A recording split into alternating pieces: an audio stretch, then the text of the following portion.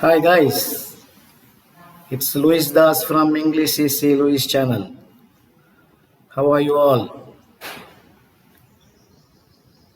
I'm very pleased to meet you once again through this video.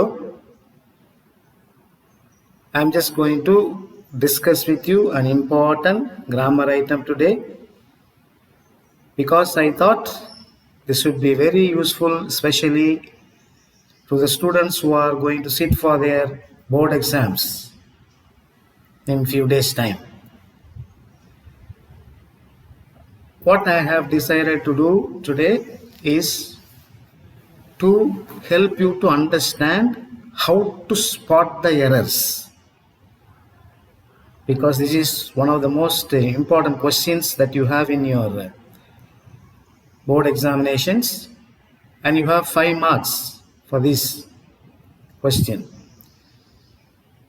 So எனவே அன்பர்களே, நான் மீண்டும் உங்களை சந்திப்பதில் மகிழ்ச்சி.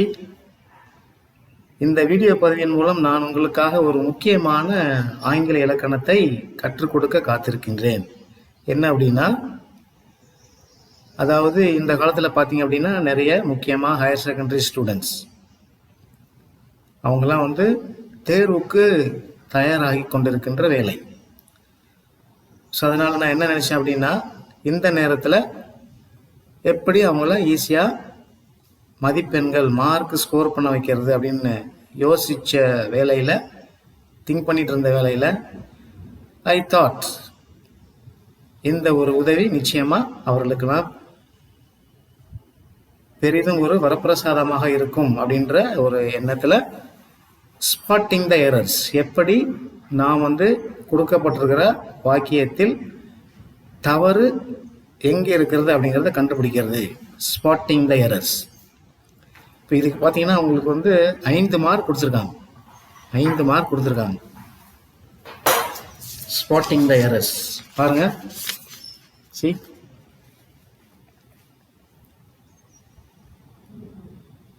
புரியுதுங்களா? So this is what is known as the topic that we are going to discuss through this video today. So watch my video till the end, and this is going to be fairly a long video. So unless you pay close attention, you would find it difficult even if you watch it after listening to it very carefully. அதனால முழுமையாக பாருங்க, இது ஒரு பெரிய வீடியோவாக இருக்க போகுது. So கம்ப்ளீட்டாக இந்த ஸ்பாட்டிங் த எரரை நம்ம எப்படி நிவர்த்தி பண்ணி 5 மதிப்பெண்கள் பெறலாம் அப்படிங்கிறதுக்கு என்னால் முடிந்த ஒரு சிறிய யுக்தியை பயன்படுத்தி நான் உங்களுக்காக உதவி செய்ய காத்திருக்கின்றேன். புரியுதுங்களா? இப்போ ஸ்பாட்டிங் த எரர்னாலே அல்லது ஸ்பாட் த எரர் அப்படின்னு தான் கேள்வி இருக்கும். ஸ்பாட் த எரர் அப்படின்னா, ஸ்பாட்னா to identify, to find out. How to spot the errors in the given sentences அப்படின்னு சொன்னாவே, இப்போ இந்த எரர்ஸ் எங்கெங்கே வருது அப்படிங்கிறது நமக்கு தெரிஞ்சிருக்கணும். we should know how does or where does an error occur. எங்கே அந்த வாக்கியத்தில் சென்டென்ஸில் தவறு இருக்குது அப்படின்னு சொல்லி பார்த்தோம்னா, முதல்ல நம்ம ஒரு 6-7 கிராமர் ஐட்டத்தை ரிவைஸ் பண்ணி பார்க்கணும். 6-7 கிராமர் ஐட்டத்தை ரிவைஸ் பண்ணி பார்க்கணும். ஏற்கனவே நாம் பார்த்த எல்லா கிராமர் ஐட்டத்தையும் நம்ம என்ன பண்ணணும், ரிவைஸ் பண்ணி பார்க்கணும். அது முக்கியமாக என்னென்ன அப்படின்னா, பாருங்க, இங்கே நான் காமிக்கிறேன் பாருங்களேன். ஸோ இதில் தான் மேக்சிமம் உங்களுக்கு அந்த எரர்ஸ் வரும். பாருங்க என்னென்ன இருக்குது இதில். ஆக்சுவலாக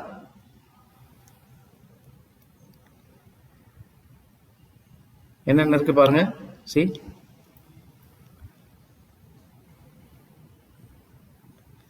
அப்போ இத்தனை ஐட்டத்தையும் நம்ம பார்க்கணும். இத்தனை கிராமர் ஐட்டத்தையும் நம்ம மைன்யூட்டாக பார்த்தா தான் அந்த ஸ்பாட்டிங் த எரர் நம்ம தெளிவாக அதுக்கு தகுதியான ஆன்சரை பதிலை எழுதி 5 மதிப்பெண்கள் பெற முடியும். இப்போ எது இதில் வரும் அப்படின்னா, முதல்ல tense, singular plural, prepositions, articles, phrases, if clauses, conjunction and phrases.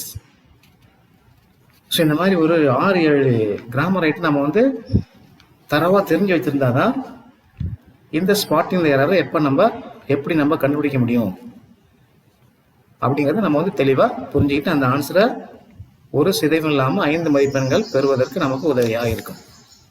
So ஞாபகம் வச்சுங்க, before we go into the topic as such, how to spot the errors, we should know where does an error take place, அல்லது where does in a sentence a mistake or an error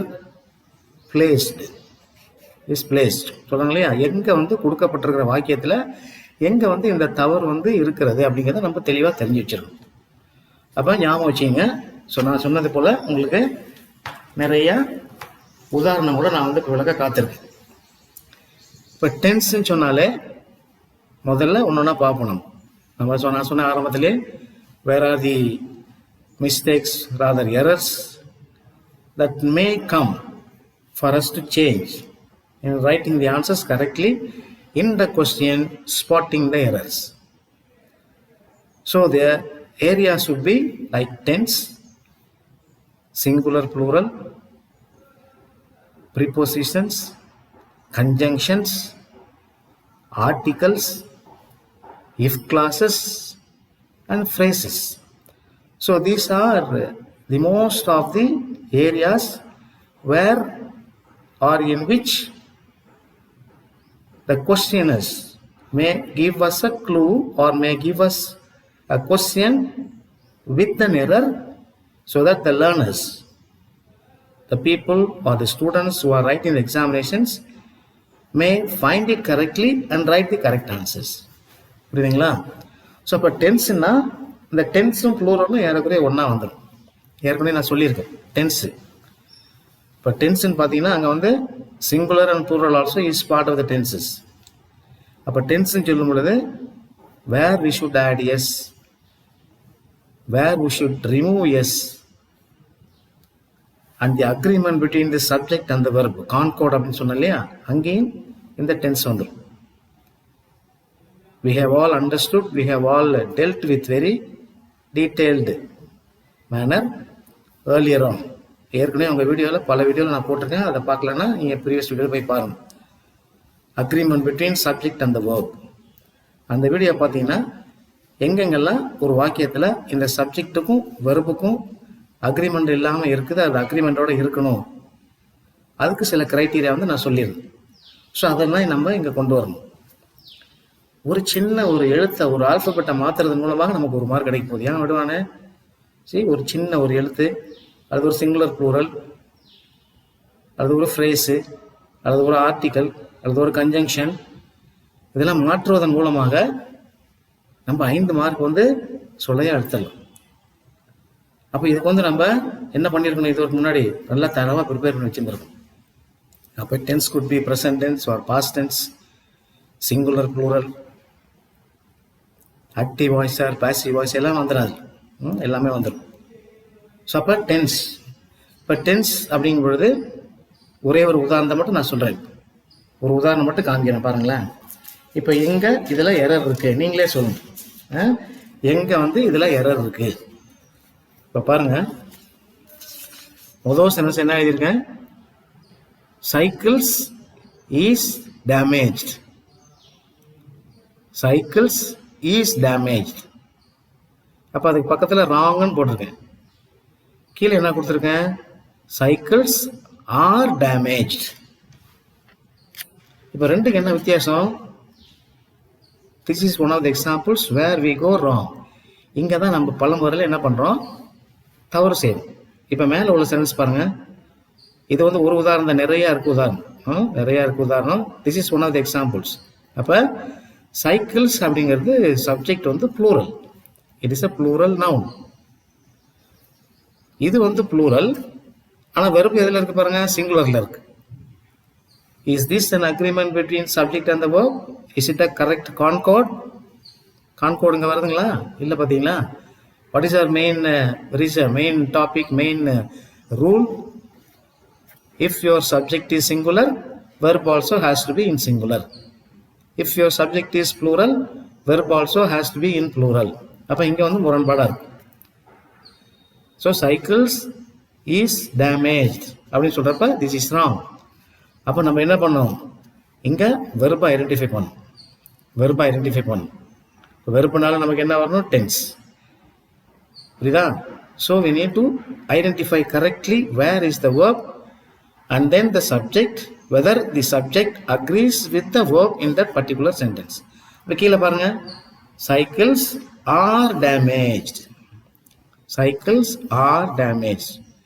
So depending upon the subject, if it is a plural subject, the verb has to be plural. Plural. புரியுதா? பாருங்க, singular plural. Tense வந்து என்ன டென்ஸுங்க? Present tense தான். ஆனால் voice என்னதுங்க? Passive voice. Cycles are damage. இப்போ ஆருங்கிறது plural, சைக்கிள்ஸும் ப்ளூரல். அப்போ there is a great understanding. It is a right concord, an agreement between the subject and the verb. Concord சொல்லலாம். So this is an example where you would find it difficult to correctly spot the error. இங்கே தான் வந்து நம்ம அந்த தவறு எங்கே இருக்குது அப்படிங்கிறத கண்டுபிடிக்கிறதுக்கு நமக்கு கொஞ்சம் சிரமமாக இருக்கும். பட் நத்திங் டு வரி, கவலைப்படவே தேவையில்லை. வி ஷுட் நெவர் வரி. அப்போ இந்த டென்ஸு வெறுப்பு நம்ம கரெக்டாக வச்சுருந்தோம்னா, எங்கே சிங்குலர் போகிறது, எங்கே ப்ளூரல் போகிறது, இப்படிலாம் ஞாபகம் வச்சுருந்தோம்னா, இப்போ வந்து இதுக்கு சில டிப்ஸ் எல்லாம் இருக்குது. அதை கடைசியில் நான் சொல்கிறேன். I will come to the end. when I come to the end of the video, I'll just show you and I'll just give you few tips. But அதுதான் வந்து கரெக்ட் அப்படின்னு சொல்ல முடியாது. But maybe that could be one of the reasons where you will find it your answer correctly written. அப்போ அந்த டிப்ஸை நீங்கள் பார்த்தீங்கன்னா ஓரளவுக்கு உங்களுக்கு ஐடியா புரியும். Especially those who are still find it difficult to identify where is the verb, what is the plural, where is the subject, whether there is an agreement between the subject and the verb. இதெல்லாம் தெரியறதுக்கு இன்னும் கஷ்டப்பட்டு கொடுத்துறவங்களுக்கு அந்த tips எல்லாம் கொஞ்சம் உதவியாக இருக்கும். ஓகேவா? So is that clear? புரியுங்களா? அப்போ this is the first thing that we need to pay attention. அப்போ டென்ஸ்ன்னு சொன்னாலே அங்கே வந்து என்ன பண்ணோம்? அக்ரிமெண்ட் பிட்வீன் சப்ஜெக்ட் அந்த வெர்பை பார்க்கணும். And then change it accordingly. அது வந்து one of the area where this question can be utilised. இந்த ஏரியாவில் ஒரு கேள்வி வந்து கண்டிப்பாக கேட்கறதுக்கு வாய்ப்பு இருக்குது. இப்போ டென்ஸில் வந்து அந்த எரர் இருக்க வாய்ப்பு இருக்குது. இப்போ ரெண்டாவது என்ன சொன்னோம் அப்படின்னா, ரெண்டாவது வந்து பார்த்தீங்கன்னா ரெண்டாவது வந்து சிங்குலர் ப்ளூரலுக்கு ஒரு உதாரணம் பார்த்தேன் இல்லைங்களா? சிங்குலர் ப்ளூரலுக்கு ஒரு உதாரணம் சொன்னேன். இப்போ என்னது அப்படின்னா, இப்போ சிங்குலர் அப்படிங்கிறப்ப சில வார்த்தைகளுக்கு வந்து அங்கே ப்ளூரல் கிடையாது. சிங்குலரும் ப்ளூரலாக இருக்கும், ப்ளூரலும் சிங்குலராக பயன்படுத்தலாம். அப்போ அந்த நேரத்தில் we have to be extremely careful. Singular ப்ளூரல்லையும் நமக்கு அந்த எரர் வந்து இருக்க வாய்ப்பு உண்டு. So there can be or there may be a reason where an error could be in singular plural. இப்போ there are so many words where you can think of. உதாரணத்துக்கு பார்த்தீங்கன்னா ஸ்பெக்டக்கிள்னு சொல்ல முடியாது. பேண்ட்னு சொல்ல முடியாது. pair of pants, spectacles, scissors, furniture. இப்போ sisters அப்படிங்கிறப்ப S சேர்த்துருக்கும், ஆனால் that is not a singular. அது ப்ளூரலும் கிடையாது, சிங்குலரும் கிடையாது, எல்லாம் ஒன்று தான். சிஸ்டர்ஸ்னால் ஒரு சிஸ்டர் மட்டும் தனியாக கட் பண்ணி எடுக்க முடியாது. புரியுதா? ஸோ இந்த மாதிரி எஸ் சேர்த்துருந்தா அது வந்து ப்ளூரல் நம்ம கொண்டு முடியாது. எஸ் இல்லாட்டி அது சிங்குலர்னு சொல்லி சொல்ல முடியாது. So this is how and this is where we need to pay attention to very clearly. ஓகேங்களா? இப்போ பாருங்க, ஒரு சின்ன சென்டென்ஸ் எழுதியிருக்கேன். Easily you can identify. பாருங்க, see, we bought a lot of furniture.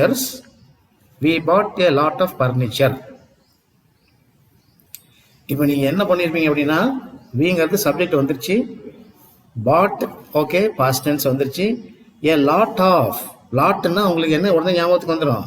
Plural ஞாபகத்துக்கு வந்துடும். இப்போ லாட்னா நிறையா இருக்கு இல்லைங்களா? லாட்னா நிறையா இருக்கு, plenty. So you may be misguided. அவசரத்தில் நம்ம என்ன பண்ணிடுவோம்? ப்ளூரல், அப்போ இது கரெக்டு, ஃபர்னிச்சர்ஸ் கரெக்டு தான் சொல்லி என்ன பண்ணிடுவோம்? ஃபர்னிச்சர்ஸ்னு எழுதிடுவோம். ஆனால் எங்கே நம்ம தப்பு விடுறோம் அப்படின்னா, அப்போ கடைசி வார்த்தையை பாருங்கள், ஃபர்னிச்சர்ஸ். இப்போ ஃபர்னிச்சர்ஸ் அப்படின்னு சொல்லும் பொழுது do you have an yes at the end of the word furnitures? No. ஃபர்னிச்சருக்கு சிங்குலரும் அதுதான், ப்ளூரலும் அதுதான். So you don't need yes to make it a singular or plural. So therefore, what is the correct sentence here? We bought a lot of furniture. we bought a lot of furniture. பார்த்தீங்களா? See? புரியுதா உங்களுக்கு? அப்போ you have to pay very clear attention, அல்லது deliberate attention towards the singular plural modification in attending the question, spotting the error. இப்போ இந்த மாதிரி நிறையா இருக்கும். His pair of scissors are missing, is missing. பாருங்க, his pair of scissors அல்லது his scissors are missing. சரியா? நேரம் நீங்கள் ஆன்சர் மனசுக்குள்ளே திங்க் பண்ணியிருக்கணும். No, his scissors is missing. இந்த சிசர்ஸ்ங்கிறது எஸ் சேர்ந்திருந்தாலும் அது வந்து plural கிடையாது, சிங்குலர் கிடையாது. So there is no plural and singular. So இதில் வந்து you must pay very close attention to. So ரெண்டாவது வந்து நம்ம சிங்குலர் plural அப்படிங்கிறத பார்த்தோம். ஓகேவா? அடுத்தது பார்த்தீங்கன்னா அந்த நெக்ஸ்ட்டு இந்த தவறு எரர் தப்பு இருக்குங்களா, அந்த எரர் வந்து எங்கே வரும் அப்படின்னா டிகிரீஸில் நிறையா இருக்கும். இப்போ டிகிரீஸுங்கிறது we should go back to our understanding of various degrees. எத்தனை டிகிரிஸ் இருக்குது? பாசிட்டிவ் டிகிரி இருக்குது, கம்பேரிட்டிவ் டிகிரி இருக்குது, சூப்பர்லேட்டிவ் டிகிரி இருக்குது. அப்போ அங்கே டிகிரிஸில் பார்க்கும்பொழுது முக்கியமாக இந்த சூப்பர்லேட்டிவ் டிகிரியில் பார்த்தீங்க அப்படின்னா ஒன் ஆஃப் த அப்படின்னு வரும், அல்லது கம்பேரிட்டிவ் அப்படி பார்த்தீங்கன்னா இஆருக்கு அப்புறம் தேன் வரும். அந்த தேனுக்கு பதிலாக சில சமயத்தில் டூ சேர்த்துருப்பாங்க, டூக்கு பதிலாக சில சமயத்தில் தேன் சேர்த்துருப்பாங்க. அது certain words, there are certain words after which you must add than, and there are certain words after which you must add to. அது என்னன்னு சொல்லி நம்ம தெரிஞ்சுக்கணும். இப்போ ஒன் ஆஃப் த அப்படின்னு சொல்கிறப்ப த அப்படின்னு போட்டாலே அதுக்கப்புறம் வரக்கூடிய டிகிரிஸில் வரக்கூடிய அட்ஜெக்டிவ் எப்படி இருக்கணும்? பாருங்களா, எப்படி இருக்கும்? இஎஸ்டி அப்படிங்கிற வார்த்தையில் முடியணும், அப்படிங்கிற சொற்கள்லாம் முடியணும். One of the richest, one of the most beautiful, one of the fastest. Object நான் சொல்ல, but I'm just giving you the ideas how you should add est to the adjective. எப்போ அந்த அட்ஜெக்டிவ்க்கு முன்னாடி ஒன் ஆஃப் த அல்லது த வந்தாலே அதுக்கப்புறம் வரக்கூடிய adjectives வந்து என்ன இருக்கணும்?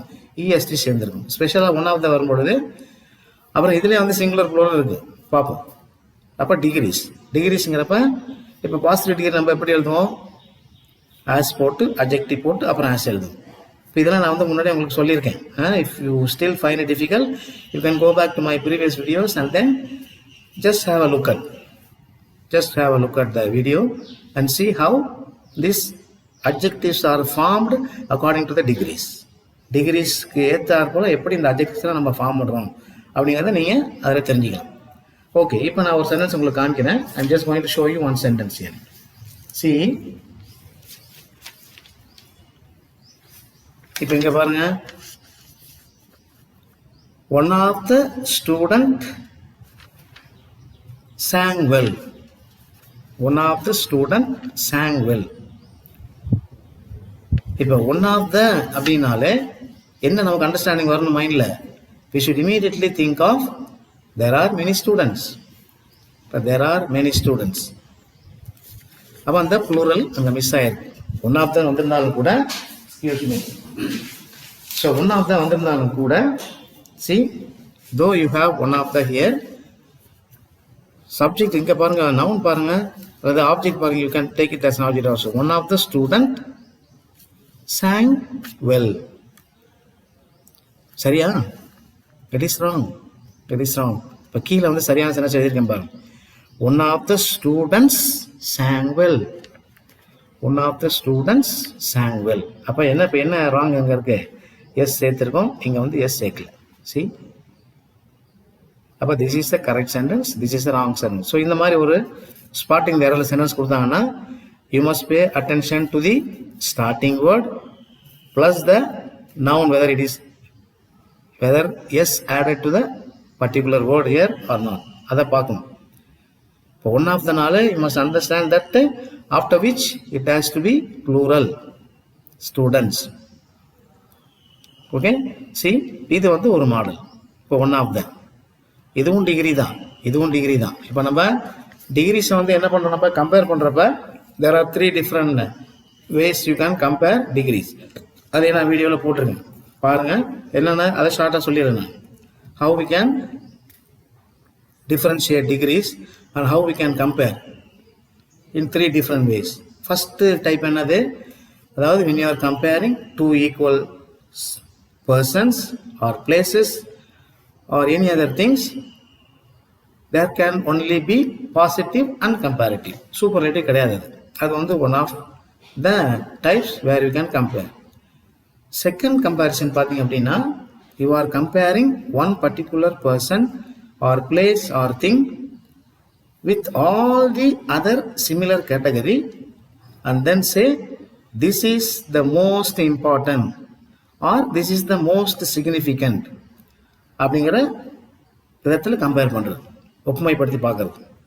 அப்போ அங்கே என்ன வரும், நோ அதர், நோ அதர். பாருங்க இப்போ, so jasmine is the most fragrant flower சொல்கிறேன் இல்லையா, jasmine is the most fragrant flower. அப்போ என்ன அர்த்தம், there is no other flower is as fragrant as jasmine. So no other flower is as fragrant as jasmine அப்படின்னா அது வந்து positive degree. Jasmine is the most fragrant flower அப்படின்னா superlative degree. அப்போ த போட்டு என்ன பண்ணுறோம் நம்ம, த மோஸ்ட் ஃப்ராக்ரண்ட். இங்கே இஎஸ்டி போட முடியாதனால அந்த ஃப்ராக்ரண்ட் அப்படிங்கிற அட்ஜெக்டிவ் இஎஸ்டி போட முடியாதனால மோஸ்ட் அப்படின்னு சேர்க்கணும். இப்போ கம்பேரிட்டிவ் என்ன சொல்லுவோம், jasmine is more fragrant than any other flowers. See, any other flowers. தெரியுங்களா? அப்போ this is how we should know the comparison. அந்த டிகிரிஸ் வந்தாச்சு. இப்போ இதுவும் ஸ்பாட்டிங் எரரில் ஒன் ஆஃப் த ஏரியாவாக இருக்கலாம். அந்த கொஸ்டின் வந்து வரும்போது நீங்கள் மைனூட்டாக நோட் பண்ணணும், whether S is added here. இப்போ இதில் வந்து இன்னொரு உதாரணம் காமிக்கிறேன் பாருங்களேன். I will show you one more example. See பாருங்க, இப்போ Gopi is the tallest boy in the class. Gopi is the tallest boy in the class. So அது வந்து ரைட். கீழே இது எப்படி தவறாக கேட்கலாம் அப்படின்னா, Gopi is tallest boy in the class. என்ன, where you find mistake here, where is the error occurring here? இங்கே பாருங்க, கோபி இஸ் த டாலஸ்ட். அப்போ த போட்டதுக்கப்புறம் அட்ஜெக்டிவ் டால் வந்துச்சு. அதுக்கப்புறம் என்ன பண்ணோம், சூப்பர்லேட்டிவ்னால இஎஸ்டி அப்படிங்கிற வார்த்தை சேர்க்கணும். That's suffix. அந்த இஎஸ்டி அப்படிங்கிற சஃபிக்ஸை சேர்க்கணும்.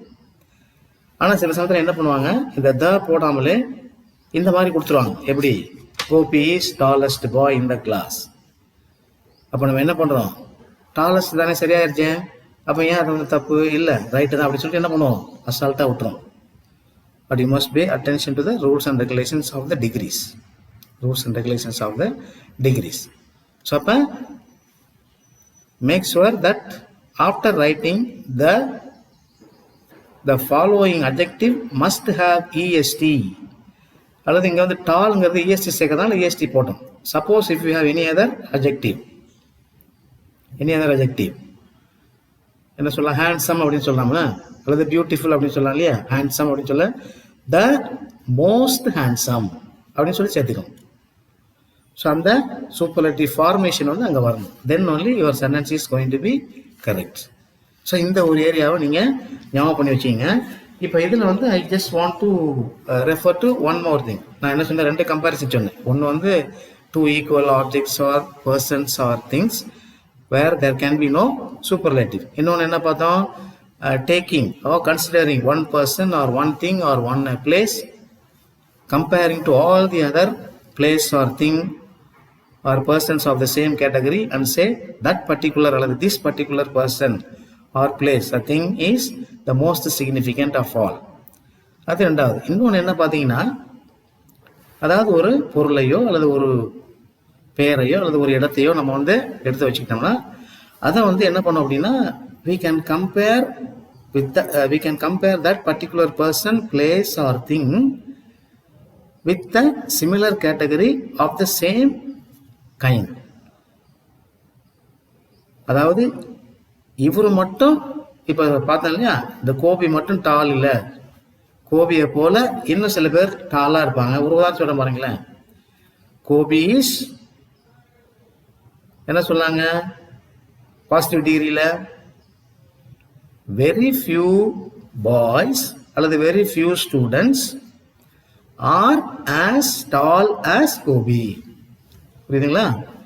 வெரி ஃபியூ பாய்ஸ் அல்லது students are as tall as Gopi. இப்போ என்ன அர்த்தங்க? What is the idea that we are arriving at? Gopi ஒரு உயரமான பையன் அல்லது உயரமான ஸ்டூடெண்ட். அப்போ அவனை போல இன்னும் சில பேர் டாலாக இருக்காங்க, இன்னும் சில பேர் டாலாக இருக்காங்க. அப்போ கோபி இஸ் சொன்னா இல்லையா, Gopi is one of the tallest. Superlative வந்துட்டோம்.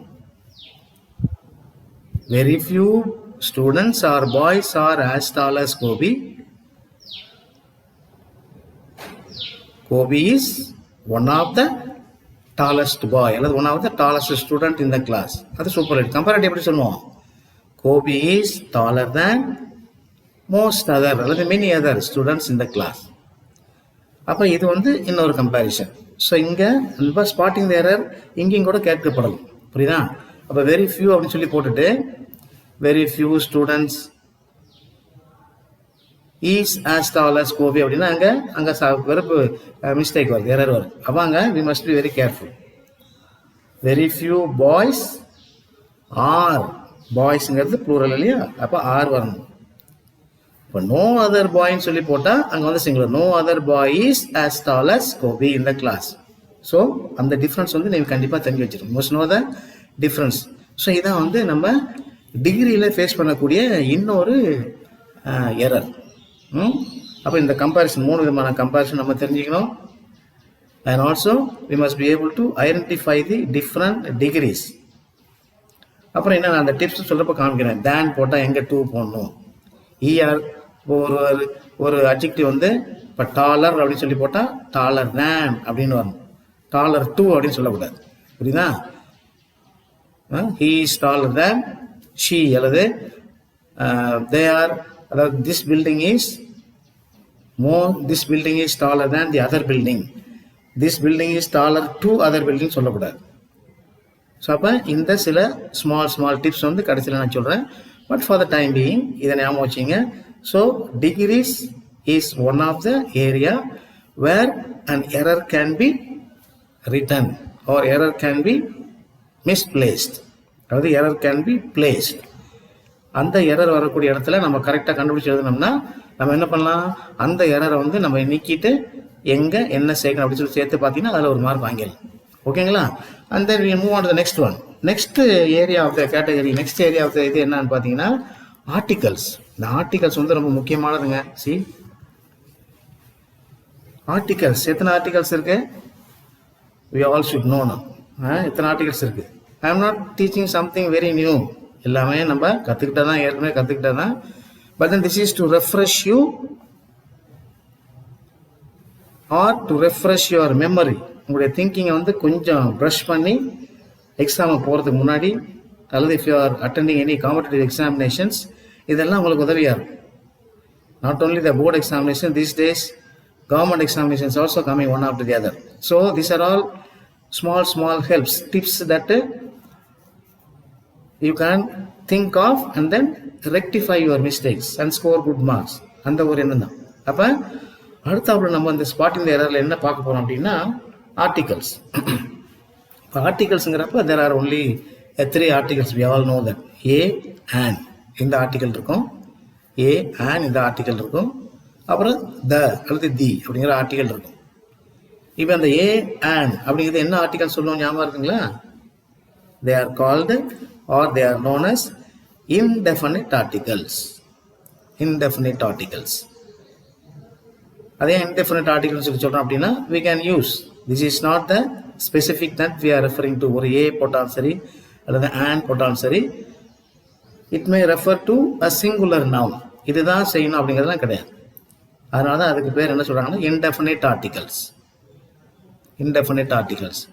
அதே போல் அல்லது தி. இந்த த அல்லது திங்கிறதே நம்ம வந்து உச்சரிக்கிறப்ப we should know the difference. எப்போ வந்து தி சொல்லணும், எப்போ வந்து த சொல்லணும் அப்படின்னா, இப்போ தன்னு சொல்றப்ப it is normal. See, for example, if you are describing or narrating a story in which you have say for example a cat, ஒரு பூனையை பற்றி நீங்கள் ஒரு ஸ்டோரி நரேட் பண்ணுறீங்க. நரேட் பண்ணும் பொழுது when you are beginning your story, when you are starting your story, I have a cat in my house which is my pet. And I have a cat in my house which is my pet. அப்போ I have a catங்கிறப்ப catங்கிறப்ப you are beginning to refer to the cat that you are beginning to tell the others. இப்போ தான் அந்த கேட்டை பற்றி introduce பண்ணுறீங்க. But when you are said for the first time, I have a cat which is my pet animal அப்படி சொல்லி முடிச்சோன்னே அப்புறம் என்ன பண்ணும், ஆர்டிகல் த பயன்படுத்தணும். இப்போ the cat likes me and loves me very much. அந்த தான் சொல்லலாம். இந்த இடத்துல நீ என்ன பண்ணுறான், தீங்கிற ஆர்டிகல் பயன்படுத்தலாம். ஏன் தீன்னு சொல்கிறான் அப்படின்னா, you are referring to your pet animal. அப்போ அந்த குறிப்பிட்ட ஒரு பர்டிகுலர் அனிமலை சொல்கிறதுனால your pronunciation of the same article may differ. இப்போ த சொன்னால் தவறு இல்லை, பட் தி சொன்னால் because you want to have a great impact on your pet animal. உன் கேட்டுக்கு வந்து ரொம்ப இம்பார்ட்டன்ஸ் கொடுக்கணும் அப்படின்னா அப்போ என்ன பண்ணும், அதுக்கு வந்து தி சொல்லணும். I like my cat the cat அப்படின்னு சொல்கிறப்ப you are giving more emphatic அல்லது எம்ஃபேட்டிக் என்னது சப்போர்ட் அல்லது the liking towards the cat that you have சொல்லலாம் இல்லையா. அப்போ இருக்கும். அப்போ article a and indefinite article the வந்து டெஃபினட் ஆர்டிகல் பார்த்தாச்சு. இப்போ where and error can take place. இங்கே வந்து எங்கே வந்து உங்களுக்கு எரர் வரும் அப்படின்னா பாருங்கள், சி இப்போ அந்த ஏவுக்கும் அனுக்கு வித்தியாசம் தெரியணும். ஏ எங்கே பயன்படுத்துவோம் நீங்களே ஏற்கனவே கேட்டிருப்பீங்க. But if you are hearing for the first time கேட்டுங்க, அதை தெரிஞ்சுங்க. Where you will find where you can use a here. A வந்து எங்கே பயன்படுத்தலாம் அப்படின்னா, அதாவது ஏ போட்டதுக்கப்புறம் ஒரு சிங்குலர் நவுன் வரும். இப்போ ஒரு உதாரணம் சொல்ல பார்த்தீங்களா, ஐ ஹாவ் அ அம்பரல்லா அப்படின்னு சொல்லலாமா. ஐ ஹாவ் அம்பரல்லா அப்படின்னு சொல்றதுக்கும் ஐ நீட் அன் அம்பரல்லா அப்படின்னு சொல்றதுக்கு என்ன இருக்கும், அதாவது ஐ ஹாவ் அன் அம்பரல்லா ரெண்டுக்கு என்ன வித்தியாசம். இப்போ அம்பரல்லா அப்படிங்கிறது it's a noun and the word begins with the vowel. எழுத்து யூங்கிறது வவ்வல் எழுத்து, வவ்வல் ஆல்பபெட். அதோடு கூட it has a vowel sound. It has a vowel sound. So I have an umbrella அப்படிங்கிறது தான் கரெக்ட். சிமிலர்லி இங்கே பாருங்களேன், இப்போ ஐ மெட் ஏ ஆனஸ்ட் மேன், ஐ மெட் ஏ ஆனஸ்ட் மேன் அதாவது ஐ மெட் ஏ ஆனஸ்ட் பர்சன் ஆர் ஐ மெட் an honest person. ரெண்டு எது கரெக்டு. இப்போ நமக்கு ரூல்ஸ் என்ன, நம்ம என்ன படிச்சிருக்கோம், வவ்வல்ஸ் முன்னாடி வவ்வல்ஸ் எழுதுறதுக்கு, அதாவது ஒரு வவ்வல் எழுத்துக்கு முன்னாடி வரக்கூடிய ஆர்டிகல் வரக்கூடிய நவுனுக்கு முன்னாடி என்ன பண்ணணும், ஆன் போடணும் அப்படின்னு சொல்லி நம்ம ஜெனரலாக ஒரு கான்செப்ட் வச்சுருப்போம். அதெல்லாம் மறந்துடணும். After listening to various rules and regulations, after listening to various classes, these small ideas should be eradicated from our minds. இப்போ when I say I met an honest man அப்படிங்கிறதுக்கும் I met a honest man அப்படிங்கிறதுக்கு என்ன வித்தியாசம். So அதை பாருங்க. இப்போ I met an honest manங்கிறப்ப it is wrong. It is wrong. ஏன் wrong அப்படின்னா, though the word honest begins with H, the consonant letter, but அதனுடைய உச்சரிப்பு என்ன இருக்கு, அதனுடைய ப்ரொனன்சியேஷன் என்ன அப்படின்னா honest. I met an honest man. அந்த உச்சரிப்பு வந்து ஓ தான் வரும். So O is your vowel alphabet and the sound by which you are pronouncing that particular word is honest, not honest அப்படி சொல்லக்கூடாது. அப்போ நேச்சுரலி என்ன ஆகுதுங்க, I met an honest person அல்லது honest man. I met a honest man சொன்னால் சில பேருக்கு அதான் வந்துடும், ஆஹா நம்ம இது கான்சனன்டோட ஆரம்பிச்சிருக்கு, அப்போ நம்ம ஆன் போடக்கூடாது, ஏ தான் போடணும் அப்படின்னு சொல்லி ஒரு தவறான கான்செப்ட் மனசுக்குள்ள வந்துடும். மறந்துடுங்க அதெல்லாம். Just forget about it. அப்போ you should be extremely careful with your pronunciation of words. இப்போ சிமிலர்லி பார்த்தீங்கன்னா யூனிவர்சிட்டி அப்படின்னு ஒரு வார்த்தை இருக்கு, UNIVERSIT, யூனிவர்சிட்டின்றது. அந்த யூனிவர்சிட்டினா he is studying in an university அப்படின்னு சொல்லாமா, அல்லது he is studying in a university. பாருங்க, இப்போ யூனிவர்சிட்டி அப்படிங்கிறது வவ்வல் எழுத்தோடு ஆரம்பிக்குது. But does it have a vowel sound? அப்போ when you say he is studying in a university, அதுதான் கரெக்ட். ஏன் அப்படின்னா the pronunciation of the word யூனிவர்சிட்டின்னு சொல்லக்கூடாது, எப்படி சொல்லணும்? யூனிவர்சிட்டி அப்படின்னு தான் சொல்லணும். So therefore it has got an consonant sound. அப்போ he is studying in a university, and யூனிவர்சிட்டின்னு சொல்லக்கூடாது. இப்போ அதுக்கு முன்னாடி சொன்னேன் இல்லையா, ஆனஸ்ட் மேன், ஆனஸ்ட் பர்சன், ஐ மெட் அண்ட் ஆனஸ்ட் பர்சன். ஸோ இது மாதிரி நம்ம என்ன பண்ணணும், ஏவுக்கு ஆணுக்கு வித்தியாசம் தெரிஞ்சு வச்சிடணும். ஓகேவா? அதே போல் த போடுறப்ப த வந்து நம்ம டிகிரிஸில் பார்த்தோம் கொஞ்ச நேரத்துக்கு முன்னாடி. I told you how you can identify the mistake in identifying the error by using the definite article. The வந்து எங்கே போடுவோம்? அதாவது ஒரு அட்ஜெக்டிவ் வந்து இஎஸ்டியோட முடிஞ்சுன்னா அதுக்கு முன்னாடி நம்ம த வந்து கண்டிப்பாக போட்டாகணும். பிகாஸ் யூ ஆர் டெஃபினிட், அதுக்கு அதனால தான் அதுக்கு பேர் வந்து டெஃபினிட் ஆர்டிகல் அப்படின்னு சொல்லி சொல்கிறாங்க. ஓகேவா? So there you must be very very careful. So let me show an example. இப்போ let me show an example. பாருங்க, see, she is studying in an European university. She is studying in an European university. She is studying in a European university. எது சரி எது தப்பு? இப்போ பாருங்க, see, she is studying in an European university. இப்போ ஈங்கிறது என்னது? European, U. ஓகேவா? European university. So there you have to find a difficult. இப்போ யூனிவர்சிட்டி அப்படிங்கிறப்ப அங்கே பாருங்க, அண்ட் ஆர்டிகல்னு சொல்லலாம், இப்போ ஏ ஆர்டிகல்னு சொல்லலாம். சி, இப்போ யூரோப்பியன் யூனிவர்சிட்டி. இப்போ இந்த யூனிவர்சிட்டி ஏக்கு பக்கத்தில் வந்துச்சுன்னா அது வந்து என்ன வரணுங்க? ஏன் யூனிவர்சிட்டின்னு வந்துடும். பட் இங்கே வந்து excuse me, C,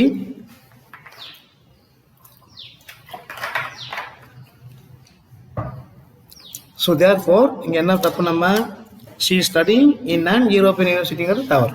she is studying in a European university. இப்போ இந்த யூனிவர்சிட்டி வந்து இந்த ஏக்கு முன்னாடி இருந்துச்சுன்னா அது வந்து நம்ம என்ன பண்ணலாம்? ரைட்டு சொல்லி கன்சிடர் பண்ணலாம். But this is written wrongly. அப்போ which is the right sentence here? Second one. பாருங்க, சிமிலர்லி இன்னொன்று பாருங்களேன். சி, அடுத்தது பார்த்தீங்கன்னா, ஸோ இந்த மாதிரி நிறையா அந்த யூனிவர்சிட்டி, ஆனஸ்ட்டு, இந்த ரெண்டு வார்த்தை முக்கியமாக நம்ம பார்த்துக்கணும். So this is one of the area where you can find it difficult to identify whether there is an error or not.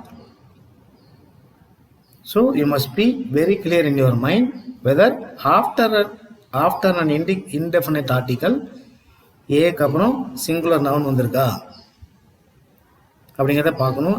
And போட்டதுக்கப்புறம் அதுக்கப்புறம் இருக்கக்கூடிய வார்த்தையில் வந்து உச்சரிப்பு வந்து வவ்வல் உச்சரிப்பாக இருந்துச்சுன்னா அங்கே வந்து என்ன பண்ணணும்? அண்ட் போடணும்.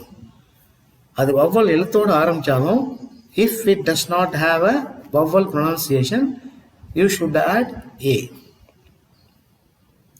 ஆனால் உச்சரிப்பு வவ்வல் சவுண்டோடு இருந்துச்சுன்னா and போகணும். even if it begins with a consonant sound, consonant letter. ஆனால் உச்சரிப்பு வந்து மாறி இருக்கும். புரியுதுங்களா? ஸோ இந்த மாதிரி இப்போ நிறைய உதாரணம் சொல்லலாம். he is a MLA, அது he is an MLA, நிறைய உதாரணம் சொல்லலாம். ஏகப்பட்ட உதாரணம் சொல்லலாம். ஸோ அப்போ இது வந்து one of the areas where you will find it difficult. அப்போ இது வந்து ஒரு ஸ்பாட்டிங் எரர். அப்போ ஆர்டிகல்ஸ் அப்புறம் பார்த்தீங்கன்னா ப்ரிப்போசிஷன்ஸ். இது வந்து one of the complicated area. Preposition வந்து one of the parts of speech நமக்கு தெரியும். இதுலேயும் வந்து உங்களுக்கு அந்த எரர் வர வாய்ப்பு நிறையா இருக்குது. இதுலேயும் எரர் வர வாய்ப்பு நிறையா இருக்குது. ப்ரிப்போசிஷன்ஸ் வந்து நிறையா. இப்போ நான் வந்து in my previous videos I have been releasing videos on prepositions, kinds of prepositions, types of prepositions. அப்புறம் நிறைய அந்த வீடியோஸ் போட்டுருக்கேன், அதில் நீங்கள் பார்த்தீங்கன்னா தெரியும். சிங்கிள் அல்லது simple prepositions or there, double prepositions, phrase prepositions, இந்த மாதிரி நிறையா. ஸோ அப்போ அதில் பார்த்தீங்கன்னா உங்களுக்கு what are the different prepositions that we have in English. இப்போ இதில் எப்படி தவறாக ஒரு சென்டென்ஸ் எழுத முடியும், அந்த தவறை எப்படி நம்ம நிவர்த்தி பண்ண முடியும், how we can identify the mistakes or error.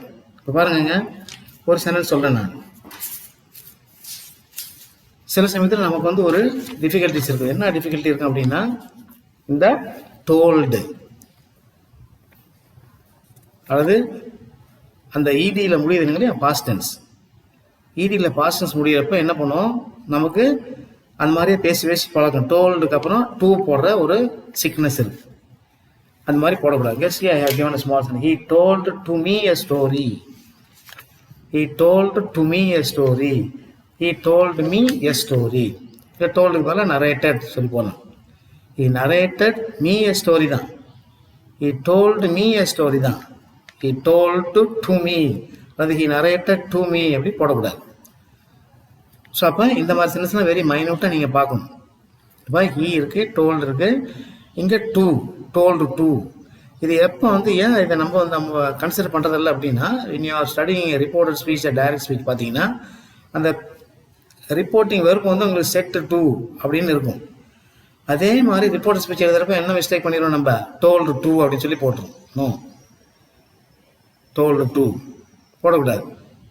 So இந்த மாதிரி பாஸ்ட் டென்ஸில் முடியக்கூடிய வெர்புக்கு அப்புறம் என்ன பண்ணுங்க, டூ வந்து அவாய்ட் பண்ணிடும், போடக்கூடாது. அப்போ what is the right sentence here? He told me a story. He told to me a story கிடையாது. அப்போ அந்த மாதிரி நிறையா ப்ரிப்போசிஷன்ஸ் நிறையா இருக்கு. என்ன சொல்லலாம், besides, அப்போ அண்டர், ஓவர், இதில் நிறைய வித்தியாசம் இருக்கு. So there you will find it very excuse me, there you will find it very easy if you keep on looking at the errors in many of the places. அப்போ ப்ரிப்போசிஷன்ஸ் அங்கே வந்து நிறைய நம்ம மிஸ்டேக் பண்ண வாய்ப்பு இருக்கு. So in this way you have to, அப்போ ப்ரிப்போசிஷனுடைய வேலை என்ன நம்ம பார்த்துருக்கோம். What is the work of a preposition? It is to give us a link between the subject and the object, and it is acting like a bridge word அப்படி சொன்னோம், பார்த்தோம் இல்லைங்களா? So it acts as a bridge word. அப்போ இது வந்து even most of the times a preposition will introduce us an object in a sentence. பார்த்தோம், நம்ம ப்ரிப்போசிஷனை பார்த்தோம். ஸோ இந்த எரரில் வந்து preposition is one of the area அப்படிங்கிறத பார்க்கணும். ஓகேவா?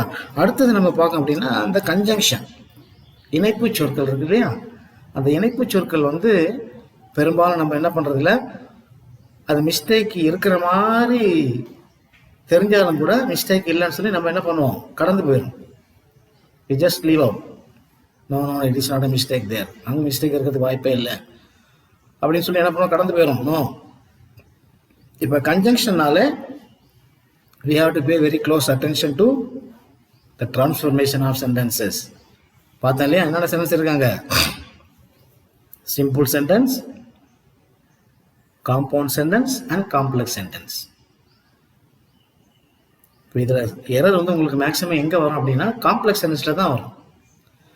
காம்ப்ளெக்ஸ் சென்டென்ஸில் வரும், காம்பவுண்ட் சென்டென்ஸ்லேயும் வரும் பெரும்பாலும். இப்போ காம்ப்ளெக்ஸ் சென்டென்ஸ் எடுத்துக்கலாம் பாருங்களா. Complex sentence, how does a complex sentence begin? எப்படி ஒரு காம்ப்ளெக்ஸ் சென்டென்ஸ் வந்து தொடங்கும்? It will begin with the subordinating conjunction. What is a complex sentence? A complex sentence will have at least one subordinate clause, one main clause. In other words, a complex sentence will have one independent clause and one dependent clause. But dependent clause will begin with the subordinating conjunction. அப்போ அந்த subordinating conjunction வந்து வரும்பொழுது complex சென்டென்ஸில் என்ன இருக்காது, அந்த conjunction நடுப்புற இருக்காது. Compound sentence இருக்கக்கூடிய கன்ஜங்ஷன் இங்கே இருக்காது. அதை வந்து மெயினாக பார்த்துக்கணும். அதே மாதிரி காம்பவுண்ட் சென்டென்ஸில் பார்த்தீங்க அப்படின்னா in these sentences there will always be two different actions taking place. அங்கே ரெண்டு ஆக்ஷன் வந்து செயல்பாட்டில் இருக்கும். ஒன்று வந்து பார்த்தீங்க அப்படின்னா இப்போ சொல்கிறேன் பாருங்களேன், though he is poor, he is happy அப்படின்னு இருக்கு. இதுதான் சரியான வார்த்தை. ஆனால் சென்டென்ஸில் கொடுக்குறப்ப என்ன சொல்லுவாங்க? though he is poor but he is happy. இது வந்து though he is poor but he is happy, சரியா? அப்போ என்ன ராங் இருக்கு? அந்த கன்ஜங்ஷன் வந்து நம்ம பட் வந்து இருக்கக்கூடாது. அப்போ எப்படி இருக்கணுங்க? he is poor but he is happy, அங்கே பட் வந்து இருக்கலாம். But when you have the sentence beginning with subordinating conjunction, though அல்லது as அல்லது when இந்த மாதிரி இருக்கிறப்ப அந்த சென்டென்ஸ் அந்த கிளாஸ் முடிஞ்சோடனே என்ன பண்ணோம்? அதுக்கப்புறம் வரக்கூடிய அந்த மெயின் கிளாஸ்க்கு முன்னாடி அதாவது இண்டிபெண்டன்ட் கிளாஸ்க்கு முன்னாடி என்ன இருக்கக்கூடாது? there should not be any conjunction needed. அப்போ அதில் வந்து நம்ம மைனூட்டாக இருக்கும். இப்போ நீங்கள் சிம்பிள் காம்ப்ளெக்ஸ் காம்பவுண்ட் சொல்லி சார் பார்க்குறப்ப சிம்பிள் சென்டென்ஸ் எப்படி இருக்கும்? அதை நான் அடுத்த வீடியோவில் வரும். In my next video R in the coming days I have planned to give you all different directions in understanding correctly the different types of sentences. அதை வந்து நம்ம டீட்டெயிலாக பார்க்கலாம். பட் ஃபார் த டைம் இன்னைக்கு வந்து நம்ம பார்த்துருக்குறது என்ன அப்படின்னா ஸ்பாட்டிங் த எரர் தான். ஓகேவா? ஸோ அப்போ இந்த சிம்பிள் சென்டென்ஸ் வந்து என்ன இருக்கும்? Simple sentence will have one phrase or one word along with an independent class. அதான் சிம்பிள் சென்டென்ஸ். காம்பவுண்ட் சென்டென்ஸ் எப்படி இருக்கும்? In compound sentences you will have two main classes and those two main classes அல்லது those two independent classes are combined by a coordinating conjunction. இப்போ இங்கே தான் நம்ம வந்து என்ன பண்ணோம்னா சில சமயத்தில் மிஸ்டேக் பண்ணிடுறோம். இந்த கோஆர்டினேட்டிங் கன்ஜங்ஷன்ஸ் இருக்கப்ப what are the coordinating conjunctions? There are only few. You can say and so, but, yet, or நிறைய எதாவது சொல்லி பார்த்துருக்கோம். இப்போ இந்த பட், எட், ஆர் இந்த மூணு வந்து நம்ம பயன்படுத்துகிறப்ப ரொம்ப ஜாக்கிரதையாக இருக்கு. You should have an extra awareness. என்னது அது? இப்போ பட்டன் போட்டால் your first independent class will be certainly different from the second independent class. இப்போ பாருங்களேன், இப்போ he is happy but he is not honest. என்ன டிஃபரன்ஸ் இருக்கு பார்த்தீங்களா? இப்போ though he is not honest, he is happy அப்படின்னு சொல்லலாம். இப்போ இந்த காமன் சென்ஸ் எப்படி சொல்லுவோம் நம்ம? though he is happy but he is not honest அப்படின்னு சொல்லி போட்டால் right. But he is happy and he is not happy as he is honest போடலாங்களா? he is not happy and he is honest. எங்க வந்து ரைட்டாக இருக்காங்க? you understand what I mean? அப்போ ரெண்டு கிளாஸுக்கும் இடையில என்ன பண்ணும்? we should have a clear cut understanding. அப்போ பட்டு, எட், ஆர், ஓஆர் இருக்கு இல்லைங்களா? இந்த கன்ஜங்ஷன் பயன்படுத்தும் பொழுது we should be extremely careful. இப்போ ஒரு சென்டென்ஸ் காமிக்கிறேன். I'll just show you a sentence here. See, though he is poor but he is happy. இப்போ இது வந்து ஒரு காம்ப்ளெக்ஸ் சென்டென்ஸ். ஏன் இதை காம்ப்ளெக்ஸ் சென்டென்ஸ் சொல்கிறோம் நம்ம? see, though-ங்கிறது it is a subordinating conjunction. though he is poor but he is happy. இங்கே ஏன் வந்து தப்பு போட்டிருக்கேன் நான்? why is this a wrong sentence here? because you have a complex sentence, you have the dependent clause but then you have the conjunction here. இந்த conjunction தேவையில்லைங்க. அப்போ what is the right sentence here? though he is poor he is happy. அவ்வளோதான். அந்த பட்டுங்கிற conjunction வந்து வரக்கூடாது. see, பட்டுங்கிற conjunction வந்து வரக்கூடாது. so this is a right sentence and that is the wrong sentence. புரியுதா?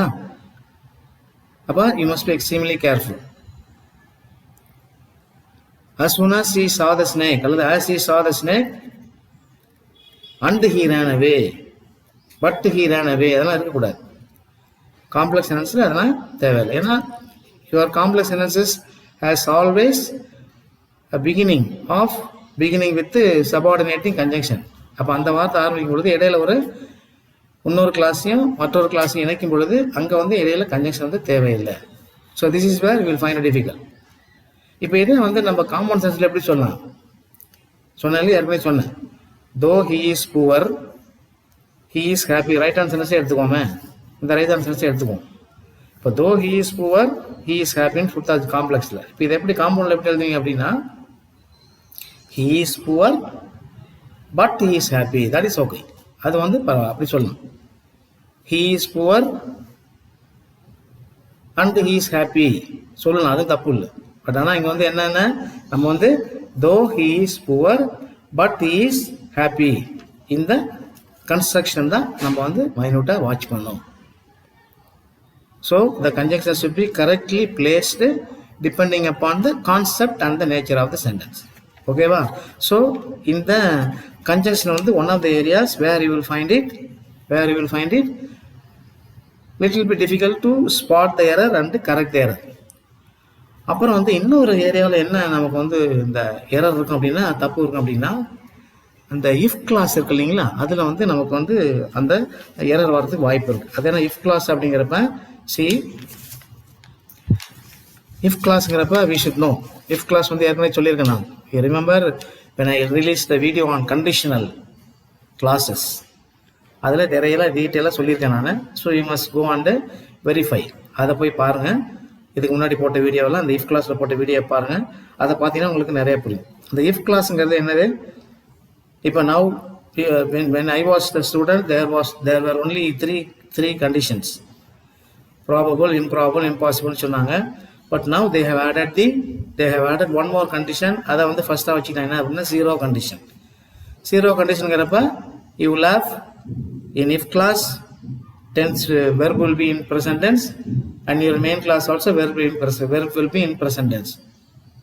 Probable condition la in your if class verb will be in simple present tense and the main class வந்து future tense ல இருக்கும். improbable condition அதாவது second condition சொல்றாங்க இல்லையா, நான் படிச்ச காலத்துல ஹைப்போதெட்டிக்கல்னு சொல்லுவாங்க. ரெண்டுமே வந்து ரெண்டு கிளாஸ்லயுமே பாஸ்ட் டென்ஸ் verb இருக்கும். இங்க வந்து will வந்து உட்டா மாறி இருக்கும், பாசிவ்ல வந்துடும்.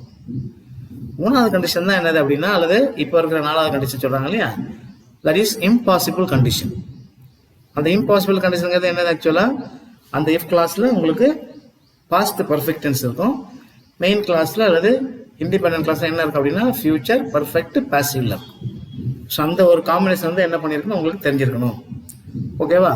ஸோ தேர்ஃபோர் இந்த இதில் பார்த்தீங்க அப்படின்னா ஃபர்ஸ்ட் இந்த கிவன் சென்ஸ் நீங்கள் பார்க்கணும். பார்த்துட்டு அது வந்து செகண்ட் கண்டிஷனா, தேர்ட் கண்டிஷனா, அல்லது ப்ராபபிள் கண்டிஷனா, இம்ப்ராபபிள் கண்டிஷனா, அல்லது இம்பாசிபிள் கண்டிஷனா அப்படின்னு சொல்லி பார்க்கும் பொழுது அங்கே வந்து இந்த ஒரு எரரை வந்து நம்ம ஐடென்டிஃபை பண்ணிடலாம். ஓகேவா? இப்போ உதாரணத்துக்கு இந்த ஒரு சென்டென்ஸ் காமிக்கிறேன் பாருங்களேன். பாருங்க, if I were a bird I would have escaped. if I were a bird I would have escaped. அது இங்க ராங் கொடுத்துருக்கேன். ராங் தானே? ஏன் ராங்? பிகாஸ் அந்த இஃப் கிளாஸ் உங்களுக்கு எந்த டென்ஸ்ல இருக்கு? What is your verb here? if I were hypothetical. அப்ப இது வந்து பாஸ்ட் டென்ஸ். இது இப்போ இங்க பாஸ்ட் டென்ஸா இருக்கும் பொழுது மெயின் கிளாஸ்ல இண்டிபெண்டன்ட் கிளாஸ் என்ன வந்திருக்கு?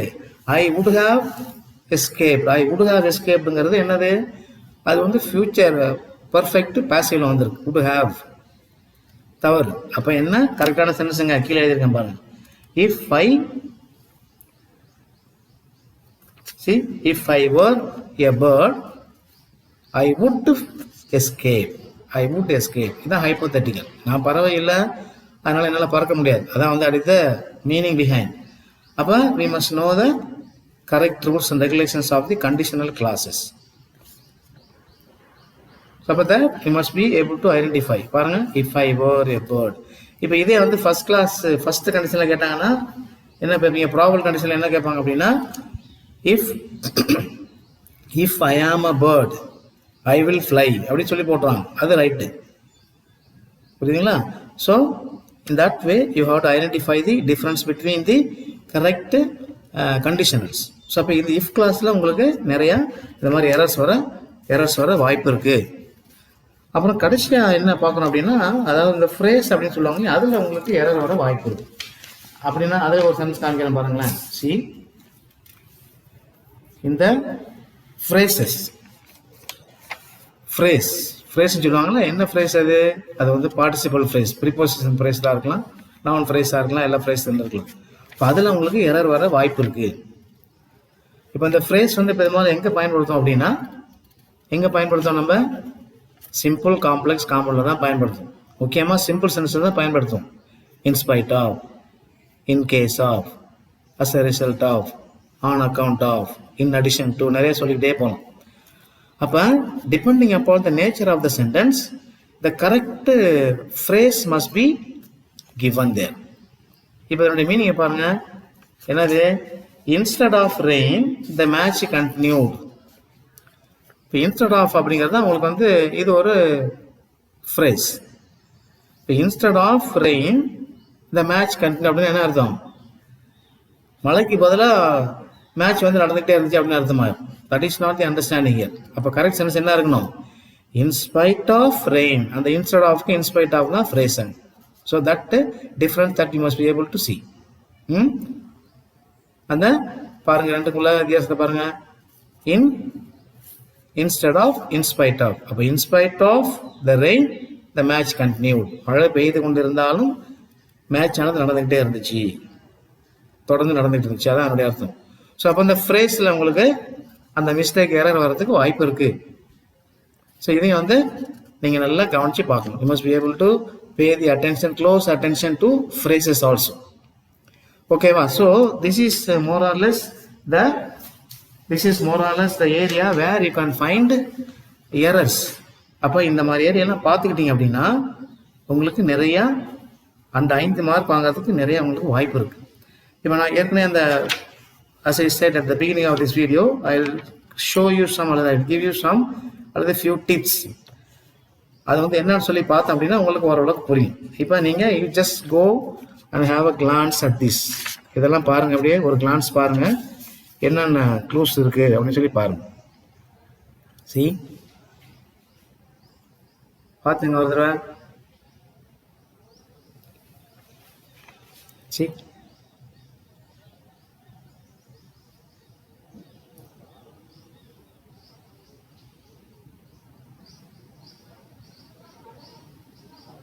பார்த்துக்கிட்டீங்களா? இங்கே பாருங்க, few more on this side.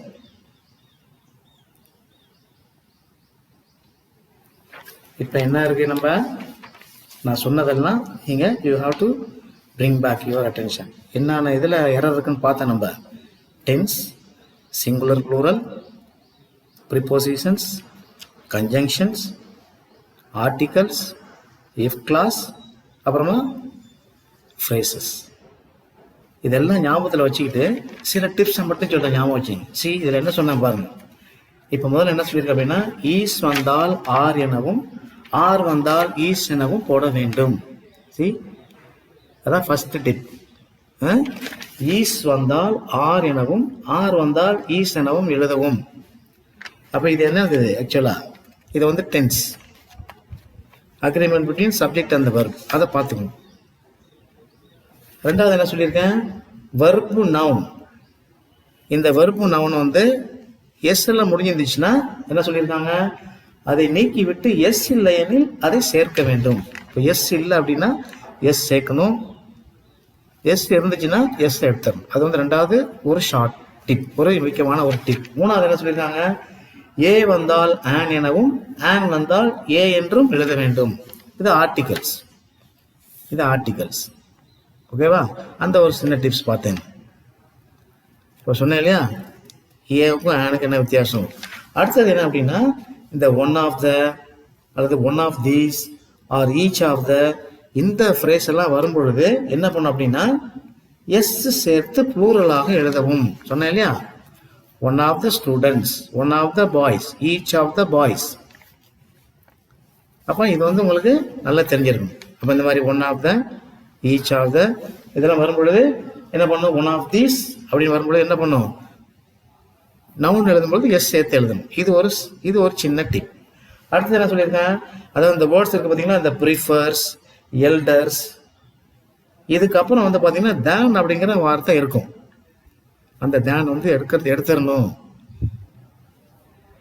அப்போ என்ன வரும்? அந்த தேனுக்கு பதில் என்ன பண்ணணும்? to அப்படிங்கிற ப்ரிபொசிஷன் போகணும். I prefer tea than coffee அப்படின்னு சொல்றது போல என்ன வரணும்? I prefer tea to coffee. புரியுதுங்களா? ஸோ அந்த டிப்ஸ் வந்து ஞாபகம் வச்சிங்க. அடுத்தது பார்த்தீங்கன்னா இந்த இஎஸ்டி ஏற்கனவே சொல்லியிருக்கேன். இந்த இஎஸ்டி அதில் முடிகிற அட்ஜெக்டிவ்ஸ் வந்து அந்த வார்த்தைகளுக்கு முன்பு என்ன பண்ணும்? த அப்படிங்கிற டெஃபினட் ஆர்டிகல் சேர்க்கணும். அது வந்து இன்னொரு tips.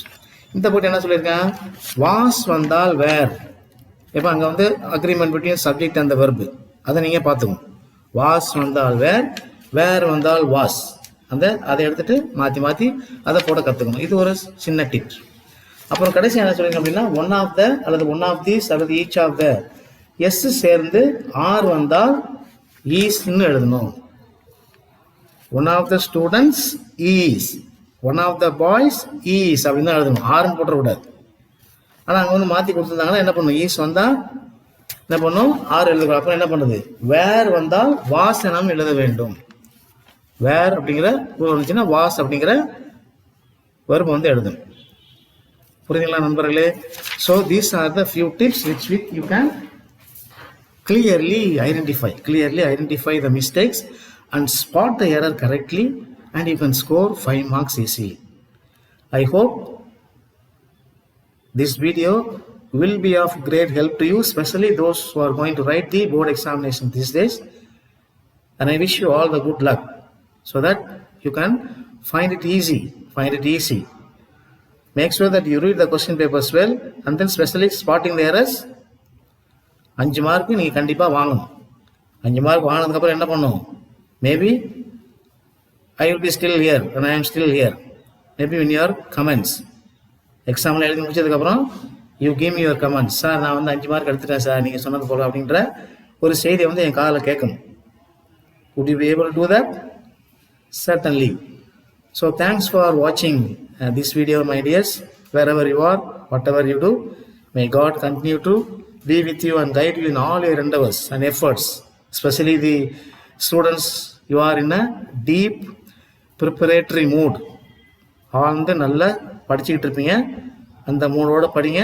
I wish you all the very best so that you will be able to score high marks in all the subjects, not only in English but in all the subjects. So I wish you all a good luck. Until I see you in the next video, it's Louis Das from English Easy, Louis channel signing off. Thank you. God bless you. Bye.